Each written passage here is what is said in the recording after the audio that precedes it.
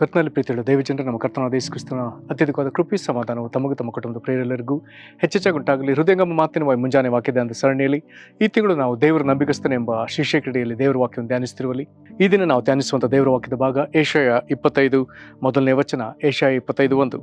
ಯೆಹೋವನೇ, ನೀನೇ ನನ್ನ ದೇವರು, ನೀನು ಸತ್ಯ ಪ್ರಾಮಾಣಿಕತೆಗಳನ್ನು ಅನುಸರಿಸಿ ಆದಿ ಸಂಕಲ್ಪಗಳನ್ನು ನೆರವೇರಿಸುತ್ತಾ ಅದ್ಭುತಗಳನ್ನು ನಡೆಸಿದ ಕಾರಣ ನಿನ್ನನ್ನು ಕೊಂಡಾಡುವೆನು, ನಿನ್ನ ನಾಮವನ್ನು ಮಹಿಮೆಗೊಳಿಸುವೆನು.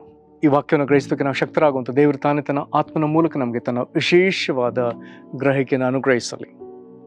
ಕರ್ತನಲ್ಲಿ ಪ್ರೀತಿಯುಳ್ಳ ದೇವಜನರೇ, ಏಷಯ 25ನೇ ಅಧ್ಯಾಯ 1-12 ವಚನಗಳಿಂದ ಕೂಡಿರುವಂಥ ಈ ಒಂದು ವಾಕ್ಯ ಭಾಗ ಅನೇಕ ಸ್ವಾರಸ್ಯಕರ ಅಂಶಗಳನ್ನ ಇದು ಒಳಗೊಂಡಿದೆ. ಇದರಲ್ಲಿ ಮೊದಲನೇ ವಚನದಲ್ಲಿ ದೇವರನ್ನ ಕೊಂಡಾಡುವುದಕ್ಕೆ ಕೆಲವು ಪ್ರಾಮುಖ್ಯ ಕಾರಣಗಳನ್ನ ಮಾತನಾಡಲಾಗಿದೆ. ದೇವರ ನಾಮವನ್ನು ಮಹಿಮೆಪಡಿಸೋದಕ್ಕೂ ದೇವರನ್ನ ಕೊಂಡಾಡೋದಕ್ಕೂ ಆರಂಭದಲ್ಲಿ ಹೀಗೆ ಆರಂಭಿಸ್ತಾನೆ, ಯೆಹೋವನೇ ನೀನೇ ನನ್ನ ದೇವರು. ಅದನ್ನು ಹೇಳಿ ಮುಂದೆ ಹೇಳಿದ ಮಾತುಗಳು ಬಹಳ ಸೊಗಸಾಗಿದೆ. ನೀನು ಸತ್ಯ ಪ್ರಾಮಾಣಿಕತೆಗಳನ್ನು ತಿರುಗಿ ದೇವರ ನೀತಿ ಮತ್ತು ದೇವರ ನಂಬಿಗಸ್ತಿಕೆಯನ್ನು ಮಾತನಾಡಲಾಗ್ತಿದೆ. ನೀನು ಸತ್ಯ ಪ್ರಾಮಾಣಿಕತೆಗಳನ್ನು ಅನುಸರಿಸಿ ಆದಿ ಸಂಕಲ್ಪಗಳನ್ನು ನೆರವೇರಿಸಿದ ಅದ್ಭುತಗಳನ್ನು ನಡೆಸಿದ ಕಾರಣ ನಿನ್ನನ್ನು ಕೊಂಡಾಡುವೆನು, ನಿನ್ನ ನಾಮವನ್ನು ಮಹಿಮೆಗೊಳಿಸುವೆನು. ಇದನ್ನು ಹೀಗೆ ನಾವು ಓದ್ತೇವೆ. O lord thou art my God, I will exalt thee, I'll praise thy name, for thou hast done wonderful things. Thy counsels of old are faithfulness and truth. ಹಾಗಾದ್ರೆ ದೇವರ ಅನಾದಿ ಸಂಕಲ್ಪ, ಇಲ್ಲಿ ಆದಿ ಸಂಕಲ್ಪ ಎಂಬುದಾಗಿ ಬರ್ತದೆ, ಅದು ದೇವರ ಸತ್ಯದಿಂದಲೂ ಮತ್ತು ದೇವರ ನಂಬಿಗಸ್ತಿಕೆಯಿಂದಲೂ ತುಂಬಿದೆ. ಈ ಭಾಗದಲ್ಲಿ ನಾವು ವಿಶೇಷವಾಗಿ 6-8 ವಚನಗಳಿಗೆ ಬರುವಾಗ ಅದರಲ್ಲಿ ಯೇಸು ಕ್ರಿಸ್ತನು ತನ್ನ ಮೊದಲನೇ ಬರೋಣದಲ್ಲಿ ಮಾಡಿದ ಕಾರ್ಯವನ್ನು, ನಂತರದಲ್ಲಿ 2ನೇ ಬರೋಣದಲ್ಲಿ ಆತನು ಮಾಡಲಿಕ್ಕಿರುವಂಥ ಕಾರ್ಯಗಳನ್ನ ನಾವು ವಿಂಗಡವಾಗಿಯೂ ಸಹ ನೋಡಲಿಕ್ಕೆ ಸಾಧ್ಯ. ಇದರಲ್ಲಿ ದೇವರ ಅನಾದಿ ಸಂಕಲ್ಪ ಅನೇಕ ವಚನಗಳಿಂದ ನಾವು ಓದಲಿಕ್ಕೆ ಸಾಧ್ಯವಿದ್ದರೂ ಪೇತ್ರನ ಪತ್ರಿಕೆಯಲ್ಲಿ ಇದನ್ನು ಬರೆದಿರುವಂಥ ರೀತಿಯನ್ನು ನಾವು ನೋಡೋಣ. 1 ಪೇತ್ರ 1ನೇ ಅಧ್ಯಾಯ 20ನೇ ವಚನ. 1 ಪೇತ್ರ 1:20. ಈ ಭಾಗದಲ್ಲಿ ಯೇಸು ಕ್ರಿಸ್ತನ ಶಿಲುಬೆಯ ಒಂದು ಯಜ್ಞವನ್ನು ಪೇತ್ರನು ವಿವರಿಸ್ತಾ ಬರುವಾಗ, ರಕ್ತದ ಮಹತ್ವನ ವಿವರಿಸ್ತಾ ಬರುವಾಗ 20ನೇ ವಚನದಲ್ಲಿ ಆತನು ಹೀಗೆ ಹೇಳಿದ್ದಾನೆ, ಆತನು ಜಗದುತ್ಪತ್ತಿಗೆ ಮೊದಲೇ ಗೊತ್ತು ಮಾಡಲ್ಪಟ್ಟು ಅಂತ್ಯಕಾಲದಲ್ಲಿ ನಿಮಗಾಗಿ ಪ್ರತ್ಯಕ್ಷನಾದನು. ಆತನನ್ನು ಸತ್ತವರೊಳಗಿಂದ ಎಬ್ಬಿಸಿ ಆತನಿಗೆ ಪ್ರಭಾವವನ್ನು ಕೊಟ್ಟ ದೇವರಲ್ಲಿ ನೀವು ಆತನ ಮೂಲಕ ನಂಬಿಕೆ ಇಟ್ಟವರಾಗಿದ್ದೀರಷ್ಟೇ. ಹೀಗಿರಲಾಗಿ ನಿಮ್ಮ ನಂಬಿಕೆಯು ನಿರೀಕ್ಷೆಯು ದೇವರಲ್ಲಿಯೇ ನೆಲೆಗೊಂಡವೆ. ಇಲ್ಲಿ ಪ್ರಾಮುಖ್ಯವಾಗಿ 20ನೇ ವಚನದಲ್ಲಿ ಆತನು ಯಾವ ರೀತಿ ಹೇಳ್ತಾನೆ, ಯೇಸು ಕ್ರಿಸ್ತನು ಈ ಅಂತ್ಯಕಾಲದಲ್ಲಿ ಈಗ ನಮಗೆ ಈ ವಿಧದಲ್ಲಿ ಪ್ರತ್ಯಕ್ಷವಾಗಿ ಕಲ್ವಾರಿ ಶಿಲುಬೆಯಲ್ಲಿ ಆತನು ಯಜ್ಞ ಬಲಿಯಾಗಿ ನಮಗಾಗಿ ಆತನು ರಕ್ತ ಸುರಿಸಿದ್ದಾನೆ. ಆದರೆ ಇದು ಈಗ ದಿಢೀರೆಂಬುದಾಗಿ ಆದದ್ದಲ್ಲ. ಆತನು ಹೇಳ್ತಾನೆ, ಆತನು ಜಗದುತ್ಪತ್ತಿಗೆ ಮೊದಲೇ ಗೊತ್ತು ಮಾಡಲ್ಪಟ್ಟು. ಹಾಗಾದ್ರೆ ಜಗದುತ್ಪತ್ತಿಗೆ ಮೊದಲೇ ಈ ಲೋಕದ ಸೃಷ್ಟಿಯ ಸಂಗತಿಗಳು ಇನ್ನು ಏನೂ ಇಲ್ಲದ ಕಾಲದಲ್ಲಿ ಯೇಸು ಕ್ರಿಸ್ತನು ಆತನು ದೇವರ ಯಜ್ಞದ ಕುರಿಮರಿಯಾಗಿ ಆತನು ಈ ರೀತಿಯಾಗಿ ಈ ಭೂಮಿ ಮೇಲೆ ಯಜ್ಞವಾಗಬೇಕೆನ್ನುವಂಥ ಈ ಸಂಗತಿಯನ್ನು ದೇವರು ಮೊದಲೇ ಸಂಕಲ್ಪಿಸಿದ್ದ. ಹಾಗಾಗಿ ಆದಿ ಸಂಕಲ್ಪ ಎಂಬುದಾಗಿ ಬರ್ತದೆ. ಪ್ರಕಟಣೆ ಪುಸ್ತಕದಲ್ಲಿ ಇದರ ಕುರಿತಾಗಿ ಹೀಗೆ ಬರ್ತದೆ. 13ನೇ ಅಧ್ಯಾಯದ 8ನೇ ವಚನದಲ್ಲಿ, ಜಗದುತ್ಪತ್ತಿಗೆ ಮೊದಲೇ ಕೊಯ್ಯಲ್ಪಟ್ಟ ಕುರಿಯಾದಾತನ ಬಳಿಯಲ್ಲಿರುವ ಜೀವಬಾಧರ ಪಟ್ಟಿಯಲ್ಲಿ ಯಾರ್ಯಾರ ಹೆಸರುಗಳು ಬರೆದಿರುವುದಿಲ್ಲವೋ ಆ ಭೂನಿವಾಸಿಗಳೆಲ್ಲರೂ ಅದಕ್ಕೆ ನಮಸ್ಕಾರ ಮಾಡೋರು. ಒಟ್ಟಾರೆ ಜಗದುತ್ಪತ್ತಿಗೆ ಮೊದಲೇ ದೇವರ ಬಳಿ ವಧಿಸಲ್ಪಟ್ಟ ಯಜ್ಞಾರ್ಪಿತನಾದ ಯಜ್ಞದ ಕುರಿಮರಿ ಜಗದುತ್ಪತ್ತಿಗೆ ಮೊದಲೇ ಇದ್ದ. ಆತನ ಒಂದು ಪುಸ್ತಕವಿದೆ, ಅದು ಜೀವಬಾಧರ ಪಟ್ಟಿ.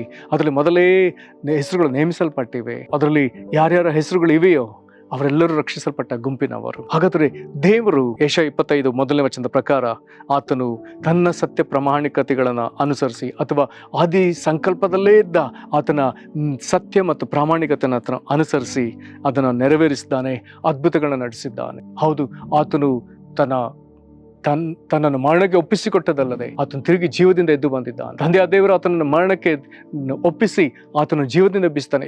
ದೇವರು ಮಾಡಿದಂಥ ಒಂದು ಮಹಾ ಅದ್ಭುತ ಕಾರ್ಯ. ದೇವರಿಗೆ ಸ್ತೋತ್ರ. ಹಾಗಾದ್ರೆ ದೇವರು ಇದನ್ನ ನೆರವೇರಿಸಿದ್ದಾನೆ. ಹೀಗೆ ಆತನು ಮಾಡುವಾಗ ಈ ಕಲ್ವಾರಿ ಶಿಲುಬೆಯಲ್ಲಿ ಆತನು ಜನರನ್ನು ರಕ್ಷಿಸುವಂಥ ರಕ್ಷಣಾ ಕಾರ್ಯವನ್ನು ಮಾಡುವಾಗ ಅದೇ ವೇಳೆಯಲ್ಲಿ ಒಂದು ದೊಡ್ಡ ಯುದ್ಧವೇ ನಡೆದದೆ. ಕಾರಣ ಇಲ್ಲಿ ನಾವು ಓದ್ತೇವೆ 25ನೇ ಅಧ್ಯಾಯದ 2ನೇ ವಚನದಿಂದ ಮುಂದಕ್ಕೆ ಓದುವಾಗ, ನೀನು ದುರ್ಗವನ್ನು ನಾಶಪಡಿಸಿ ಪಟ್ಟಣವನ್ನು ಹಾಳು ದಿಬ್ಬವನ್ನಾಗಿಯೋ ಅನ್ಯರ ಕೋಟೆಯನ್ನು ಯಾರು ಎಂದಿಗೂ ಕಟ್ಟಬಾರದ ಹಾಳೂರನ್ನಾಗಿಯೂ ಮಾಡಿದ್ದಿ. ಹಾಗಾದರೆ ಒಂದು ಯುದ್ಧವೇ ನಡೆದದೆ. ದೇವರಿಗೆ ವಿರುದ್ಧವಾಗಿ ನಿಂತ ಅಂಧಕಾರದ ಬಲವನ್ನು ಯೇಸುಕ್ರಿಸ್ತನು ಕಲ್ವಾರಿ ಶಿಲುಬೆಯಲ್ಲಿ ಮನುಷ್ಯನನ್ನು ರಕ್ಷಿಸುವಂಥ ಆ ಒಂದು ಮಹಾ ಸಂದರ್ಭದಲ್ಲಿ ಮನುಷ್ಯರ ಮೇಲೆ ದಬ್ಬಾಳಿಕೆ, ಮನುಷ್ಯ ಜನಾಂಗವನ್ನು ತನ್ನ ಹತೋಟಿಯಲ್ಲಿ ಇಟ್ಟುಕೊಂಡಿದ್ದ ಸೈತನ ಸಾಮ್ರಾಜ್ಯವನ್ನು ಆತನು ಜಯಿಸಿದ್ದಾನೆ. ಹಾಗಾಗಿ ಇಲ್ಲಿ ಬರ್ತದೆ, ಅಲ್ಲಿ ಆತನು ಹಾಳು ದಿಬ್ಬವನ್ನಾಗಿ ಮಾಡಿದ್ದಾನೆ, ಹಾಳು ಮಾಡಿದ್ದಾನೆ ಅಂತ ಭಾಗ ಇಲ್ಲಿ ನಾವು ಹೀಗೆ ಓದ್ತೇವೆ. ಕೊಲೋಸೆ 2:15 ಆತನ ದೊರೆತನಗಳನ್ನ, ಅಧಿಕಾರಗಳನ್ನು ನಿರಾಯುಧರನ್ನಾಗಿ ಮಾಡಿ ಜಯೋತ್ಸವ ಮಾಡುತ್ತಾನೋ ಎಂಬಂತೆ ಶಿಲ್ಬೆ ಮೇಲೆ ಅವುಗಳನ್ನು ಜಯಿಸಲ್ಪಟ್ಟವನಾಗಿ ಮೆರೆಸುತ್ತಾ ತೋರಿಸಿದನು. ಎಂಥ ಅದ್ಭುತವಾದ ವಾಕ್ಯ. ಕರ್ತನಲ್ಲಿ ಪ್ರೀತಿಯುಳ್ಳ ದೇವಜನರೇ, ಪ್ರವಾದಿಯಾದ ಯೆಶಾಯನಿಗೆ ದೇವರು ಇವೆಲ್ಲವನ್ನ ಮೊದಲೇ ಈ ವಿಧದಲ್ಲಿ ತೋರಿಸಿಕೊಟ್ಟದಕ್ಕಾಗಿ ಸ್ತೋತ್ರ. ಇಂಥ ಯೇಸು ಕ್ರಿಸ್ತನು ದೀನರಿಗೆ ಏನಾಗಿದ್ದಾನೆ ಇಲ್ಲಿ ಬರ್ತದೆ. 3ನೇ ವಚನದಿಂದ ಓದ್ತಾ ಬರುವಾಗ, ಆದ ಕಾರಣ ಬಲಿಷ್ಠವಾದ ಜನಾಂಗವು ನಿನ್ನನ್ನು ಘನಪಡಿಸುವುದು, ಭಯಂಕರ ಜನರ ಪಟ್ಟಣವು ನಿನಗೆ ಅಂಜುವುದು. ಆಮೇಲೆ ಈಗ ಈತನು ದೀನರಿಗೆ ಏನಾಗಿದ್ದಾನೆ? ನೀನು ದೀನರಿಗೆ ಕೋಟೆ, ಇಕ್ಕಟ್ಟಿನಲ್ಲಿ ದರಿದ್ರರಿಗೆ ರಕ್ಷಣಾ ದುರ್ಗ, ಬಿಸಿಲಿಗೆ ನೆರಳು, ಭೀಕರರ ಶ್ವಾಸವು, ಗೋಡೆಗೆ ಬಡಿದು ಬಿಡುವ ಬಿರುಗಾಳಿ ಅಂತಿರುವಾಗ ಆಶ್ರಯವಾಗಿದ್ದಿ. ದುಷ್ಟ ಜನರು ಎದ್ದು ದೀನ ಜನರ ಮೇಲೆ ಅವರು ಉಸಿರುವಾಗ ಅದು ಬಿರುಗಾಳಿ ಅಂತ ಬಡಿಯುವಾಗ, ಗೋಡೆಗೆ ಬಡಿದು ಗೋಡೆಯನ್ನು ಬೀಳಿಸುವ ವಿಧದಲ್ಲಿ ಅವರಿಂದ ಅವರ ಉಸಿರು ಬರುವಾಗ ಅವರೆಲ್ಲರಿಗೆ ಆಶ್ರಯವು ಯೇಸು ಕ್ರಿಸ್ತನು. ಮೇಘವು ಒಣಲದ ಕಾವನ್ನು ಆವರಿಸುವಂತೆ ನೀನು ಅನ್ಯರ ಗದ್ದಲವನ್ನು ಅಣಗಿಸುವಿ. ಭಯಂಕರ ಸುಡು ಬಿಸಿಲಿನಲ್ಲಿ ಬಾಧೆ ಪಡುವಾಗ ಅದು ಅನ್ಯರ ಗದ್ದಲ ಎಂಬುದಾಗಿ ಅದನ್ನು ಇಲ್ಲಿ ಕರೆಯಲಾಗಿದೆ. ಹಾಗಾದ್ರೆ ಆ ವಿಪರೀತ ಬಿಸಿಲನ್ನ ಮಳೆ ಮೇಘ ಏನಿಲ್ಲದಂತೆ ಮಾಡಿಬಿಡ್ತದೆ. ಹಾಗಾದ್ರೆ ವಿಪರೀತವಾಗಿ ಗದ್ದಲ ಇರುವಾಗ, ದುಷ್ಟರ ಗದ್ದಲ, ದೇವರನ್ನ ಅರಿಯದ ಜನರ ಗದ್ದಲ ಇರುವಾಗ ಅವರನ್ನ ದೇವರು ಮೇಘವಾಗಿ ಬಂದು ಅದನ್ನ ತಣಿಸಿ ಬಿಡ್ತಾನೆ. ಮೋಡದ ನೆರಳಿನಲ್ಲಿ ಬಿಸಿಲು ಹೇಗೋ, ವಿಪರೀತ ಬಿಸಿಲು ಬರುವಾಗ, ಮೋಡ ಅಡ್ಡಲಾಗಿ ಬರುವಾಗ ಜನರಿಗೆ ಎಷ್ಟೋ ನೆಮ್ಮದಿ, ದೇವರಾಗಿ ಅಡ್ಡಲಾಗಿ ಬರ್ತಾನೆಂಬುದಾಗಿ ಬರ್ತದೆ. ಹಾಗೆ ನಿನ್ನಿಂದ ಭೀಕರರ ಉತ್ಸಾಹ ನಾವು ನಿಂತು ಹೋಗೋದು. ಎಷ್ಟೇ ದುಷ್ಟರು, ಎಷ್ಟೇ ಅಟ್ಟಹಾಸ ಮೆರೆದ್ರು, ಒಂದು ದಿವಸ ಬರ್ತದೆ ಅವರ ಆಟವೆಲ್ಲವೂ ಅದು ನಿಂತೇ ಹೋಗ್ತದೆ ಎಂಬುದಾಗಿ ವಾಕ್ಯ ಸ್ಪಷ್ಟವಾಗಿ ಹೇಳ್ತದೆ. ಇನ್ನು 6ರಿಂದ 8ನೇ ವಚನಕ್ಕೆ ಬರುವಾಗ, ದೇವರು ತನ್ನ ಸತ್ಯ ತನ್ನ ನಂಬಿಗಸ್ತಿಕೆಯಿಂದ ತನ್ನ ಅನಾದಿ ಸಂಕಲ್ಪದಂತೆ ಮಾಡಿದ ಮತ್ತೊಂದು ಘನವಾದ ಸಂಗತಿ ಈ ಪರ್ವತದಲ್ಲಿ, ಅಂದರೆ ಇದನ್ನು ವ್ಯಾಖ್ಯಾನಿಸುವವರು ಚಿಯೋನ್ ಪಟ್ಟಣ ಅಥವಾ ಆತನ ಪರಿಶುದ್ಧ ಪಟ್ಟಣ ಎಂಬುದಾಗಿ ವ್ಯಾಖ್ಯಾನಿಸ್ತಾರೆ.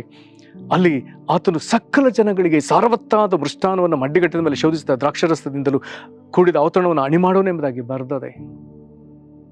ಇದನ್ನು ಅನೇಕ ವಿಧದಲ್ಲಿ ವ್ಯಾಖ್ಯಾನಿಸ್ತಾರೆ. ಆದರೂ ಯೇಸು ಕ್ರಿಸ್ತನು ತನ್ನ ನಂಬಿದ ಶಿಷ್ಯ ಮಂಡಳಿಗೆ ತಕ್ಕೊಂಡು ತಿನ್ನಿರಿ, ಇದು ನನ್ನ ದೇಹ. ಆತನ ರೊಟ್ಟೆಯನ್ನು ಮುರಿದು ತಕ್ಕೊಂಡು ತಿನ್ನಿರಿ, ಇದು ನನ್ನ ದೇಹ. ಆತನು ಪಾತ್ರ ತೆಗೆದುಕೊಂಡು ತಕ್ಕೊಂಡು ಕುಡಿರಿ, ಇದು ನನ್ನ ರಕ್ತ, ಬಹುಜನರ ಪಾಪಗಳಿಗಾಗಿ ಸುರಿಸಲ್ಪಡೋ ನನ್ನ ರಕ್ತ, ಇದು ಹೊಸ ಒಡಂಬಡಿಕೆ ರಕ್ತ ಎಂಬುದಾಗಿ ಕೊಟ್ಟನಲ್ಲ, ನನ್ನ ನೆನೆಸಿಕೊಳ್ಳೋದಕ್ಕೋಸ್ಕರ ಹೀಗೆ ಮಾಡಿರಿ ಎಂಬುದಾಗಿ ಹೇಳಿದ್ನಲ್ಲ.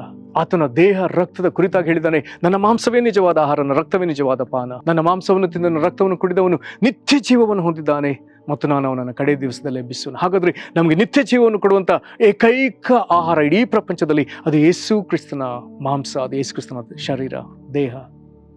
ನಮಗೆ ನಿತ್ಯ ಜೀವ ಕೊಡುವಂಥ ಏಕೈಕ ಪಾನ, ಅದು ನಿಜವಾದ ಆಹಾರ, ನಿಜವಾದ ಪಾನ, ಅದು ಯೇಸು ಕ್ರಿಸ್ತನ ರಕ್ತ. ನಮಗೆ ದೇವರ ನಿತ್ಯ ಜೀವವನ್ನು ಕೊಡುತ್ತದೆ ಮತ್ತು ಯೇಸು ಕ್ರಿಸ್ತ ನಂಬಿದವರಿಗೆ ಕಡೆಯಲ್ಲಿ ಅದು ಪುನರುತ್ಥಾನವನ್ನು ಅದು ಅನುಗ್ರಹಿಸ್ತದೆ. ಆತನ ಕಡೆಯಲ್ಲಿ ನಮ್ಮನ್ನು ಎಬ್ಬಿಸ್ತೇನೆ ಎಂಬುದಾಗಿ ಆತನ ಮಾತು ಕೊಟ್ಟಿದ್ದಾನೆ. ಹಾಗಾದರೆ ಇದನ್ನು ಇಡೀ ಪ್ರಪಂಚದ ಜನರಿಗೆ ಈ ಮೃಷ್ಟಾನವನ್ನು ಕೊಟ್ಟಿದ್ದಾನೆ.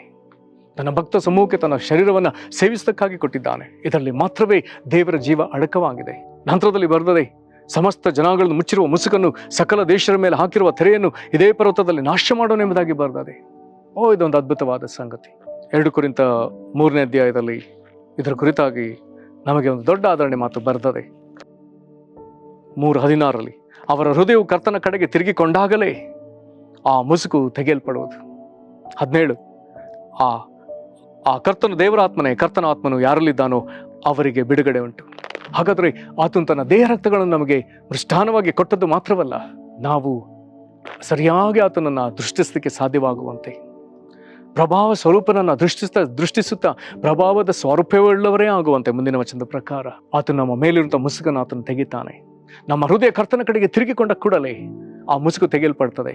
ದೇವರ ಆತ್ಮನಾದ ಕರ್ತನು, ಆ ಕರ್ತ ನಮ್ಮಲ್ಲಿರುವಾಗ ನಮಗೆ ಬಿಡುಗಡೆಯಾಗಿ ಆ ಮುಸುಕು ತೆಗೆಯಲ್ಪಡ್ತದೆ. ನಂತರದಲ್ಲಿ ನಾವು ಕರ್ತನ ಸಾರೂಪಕ್ಕೆ ದೇವರು ನಮ್ಮ ಸೃಷ್ಟಿಯ ಮೇರೆಗೆ ರೂಪಾಂತರಗೊಳ್ತಾ ಹೋಗ್ತೇವೆ.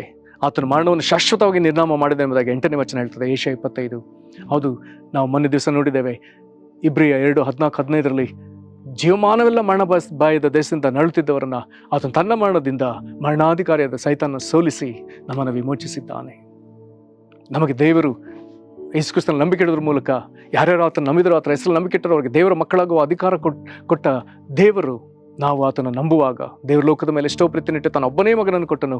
ಆತ ನಂಬುವ ಒಬ್ಬನಾದರೂ ನಾಶವಾಗದೆ ಎಲ್ಲರೂ ನಿತ್ಯ ಜೀವನ ಹೊಂದಬೇಕೆಂದು. ಹಾಗಾದರೆ ನಮಗೆ ಇನ್ನು ದೇವರಿಂದ ಅಗಲಿ ಹೋಗುವಂಥ ಅವಕಾಶವನ್ನೇ ತಪ್ಪಿಸಿ ನಮಗೆ ನಿತ್ಯ ಜೀವನ ಕೊಟ್ಟು ದೇವರ ಐಕ್ಯತೆಗೆ ಆತನು ಸೇರಿಸಿದ. ಇನ್ನು ಆತನು ನಂತರದಲ್ಲಿ ಆತನ 1000 ವರ್ಷ ಆಳ್ವಿಕೆ ಕುರಿತಾದ ಮುಂದಿನ ಸಂಗತಿಗಳು ಬರ್ತದೆ. ಭೂಲೋಕದ ಸಕಲ ಜನಾಂಗವೆಲ್ಲವೂ ಆತನನ್ನೇ ಆಶ್ರಯಿಸಿ, ಆತನನ್ನೇ ನಿರೀಕ್ಷಿಸಿ, ಆತನ ರಕ್ಷಣೆಯಲ್ಲಿ ಆನಂದಿಸ್ತಾರೆ ಎಂಬುದಾಗಿ 9ನೇ ವಚನ ಹೇಳ್ತದೆ. ಪ್ರೇರೆ, ಕರ್ತನ ಮೊದಲನೇ ಬರೋಣದ ಸಾಧನೆಯನ್ನು, ಕರ್ತನಾದ ಯೇಸು ಕ್ರಿಸ್ತನ 2ನೇ ಬರೋಣದ ಸಾಧನೆಯನ್ನು ಈ ಅಧ್ಯಾಯದಲ್ಲಿ ವಿಶೇಷವಾಗಿ ತಿಳಿಸಲಾಗಿದೆ. ನಮ್ಮನ್ನು ಬಹಳವಾಗಿ ಆಧರಿಸುವಂಥ ಅಧ್ಯಾಯ. ಹಾಗಾದರೆ ಯೇಸುವಿನಲ್ಲಿರುವಂಥ, ದೇವರಲ್ಲಿರುವಂಥ ಈ ಸತ್ಯತೆ ಮತ್ತು ನಂಬಿಕಸ್ತಿಕೆಗಾಗಿ ದೇವರಿಗೆ ಸ್ತೋತ್ರ. ಪ್ರಾರ್ಥನೆ ಮಾಡೋಣ. ಮಹಾಕೃಪೆಯ ಪರಲೋಕ ತಂದೆಯೇ, ನಿನಗೆ ಸ್ತೋತ್ರ. ನೀನು ನಿನ್ನ ಅನಾದಿ ಸಂಕಲ್ಪವನ್ನು ನೆರವೇರಿಸಿದಿ.